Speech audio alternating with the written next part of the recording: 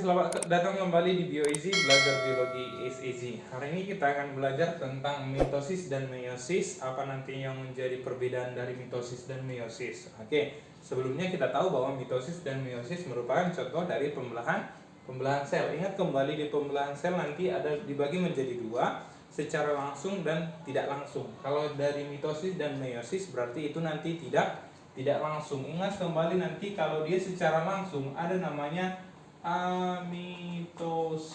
Oke, amitosis. A artinya tidak, mitosis artinya pembelahan. Berarti tidak ada nanti fase pembelahannya, tahapannya tidak ada. Contohnya nanti adalah pada pembelahan biner. Pembelahan biner dari satu dia nanti langsung membelah menjadi dua, lalu dari dua membelah jadi empat, lalu begitu seterusnya. Ini nanti biasanya pada contohnya adalah bakteri. Itu nanti contohnya. Lalu sekarang kita akan belajar tentang gimana perbedaan dari mitosis dan meiosis. Oke, kita lihat. Kita lihat nanti ciri-cirinya. Yang pertama, si mitosis dan meiosis nanti di mana letaknya atau tempatnya nanti, pembelahannya di mana terjadi tempatnya. Oke, yang pertama si mitosis. Mitosis ini nanti dia terjadi pada sel somatis atau somatik, itu nanti sama saja. Ini artinya sel tubuh. Oke, ini pada sel tubuh. Lalu kalau si meiosis ini pada sel gamet, atau ini kita sebutlah dengan sel kelamin. Oke, gimana contohnya? Contoh kalau dia nanti sel somatis ini nanti pada jaringan meristem. Ini contohnya meristem. Atau bisa juga nanti pada jaringan embrional. Jadi dia nanti masih bersifat embrionik, artinya masih muda, jadi masih aktif membelah. Kalau si meiosis di mana tempatnya? Contohnya nanti di ovarium pada wanita atau pada testis pada laki-laki. Ini nanti tujuannya untuk pembentukan gamet. Oke, itu tadi tempatnya. Yang kedua, kita lihat dulu tujuan. Tujuan dari mitosis itu nanti yang pertama adalah untuk apa? Untuk pertumbuhan. Oke, ini yang pertama untuk pertumbuhan.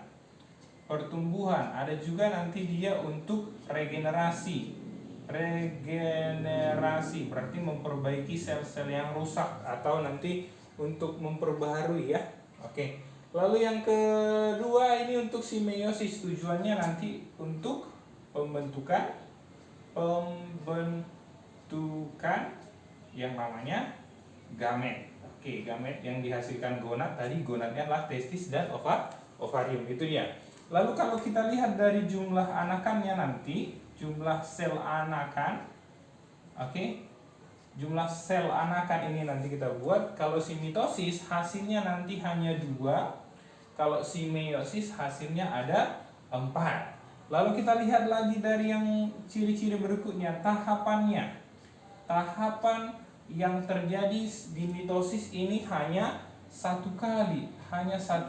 Sementara si meiosis nanti dia terjadi dengan 2 kali tahapan. Ada meiosis 1, ada meiosis 2.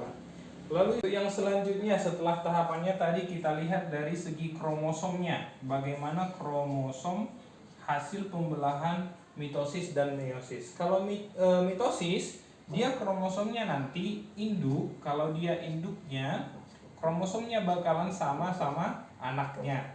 Jadi jika induknya tadi 2N, anaknya juga akan 2N. Diploid induknya, anaknya juga nanti akan jadi diploid. 2N jadi 2N. Atau nanti jika induknya N, anaknya juga nanti akan tetap N. Jadi sama nanti kromosom induk dengan anaknya. Sementara kalau di meiosis, kromosom si induk ini tidak sama ya, tidak sama dengan anaknya nanti. Jadi kalau dia induknya 2N, diploid, dia anaknya nanti akan berubah menjadi N setengah. Jadi kalau kita simpulkan, kalau si meiosis dia setengah kromosom induknya. hasil dari kromosom untuk anaknya itu setengah dari kromosom si ibunya. Ibunya atau induknya setengahnya nanti untuk anaknya. Jadi tidak sama. Jadi berkurang dia, hanya setengahnya saja. Contohnya nanti pada saat pembentukan gamet. Contohnya saja pada gamet jantan atau gamet betina, pada sperma, dia nanti haploid. Ovum juga haploid. Makanya jika nanti sperma dan ovum bersatu akan menjadi 2N, menjadi zigot atau menjadi manusia nanti itu 2N. Oke? Beginilah dia perbedaan dari mitosis dan meiosis. Kita ulang kembali. Kalau dia mitosis, kita lihat dari tempatnya, dia di sel somatis atau sel tubuh, sedangkan si meiosis dia sel kelamin atau sel gamet. Tujuannya, mitosis bertujuan untuk pertumbuhan ataupun regenerasi. Kalau si meiosis khususnya nanti untuk pembentukan gamet. Ini juga nanti untuk mempertahankan jumlah kromosom individu. Jadi nanti kalau si anaknya N dengan N bergabung menjadi 2N. Oke, jadi itu nanti supaya nanti mempertahankan jumlah kromosomnya. Lalu dari jumlah anakannya, jumlah anakan mitosis itu 2, kalau meiosis itu adalah 4. Tahapannya, tahapan mitosis hanya 1 kali, sementara meiosis terjadi 2 kali. Ada meiosis kedua nanti, contohnya nanti kita buat pada saat gametogenesis, terjadi dua-duanya nanti di sana. Oke, itu tahapannya. Lalu kromosomnya. Kromosom pada mitosis induk dan anaknya sama. Jika 2N induknya, anaknya juga 2N. Jika N induknya menjadi N. 2N maksudnya ini diploid, N maksudnya haploid. Sedangkan pada saat meiosis, induknya tidak sama dengan anaknya nanti kromosomnya. Jadi kromosom anaknya hanya setengah dari kromosom induknya.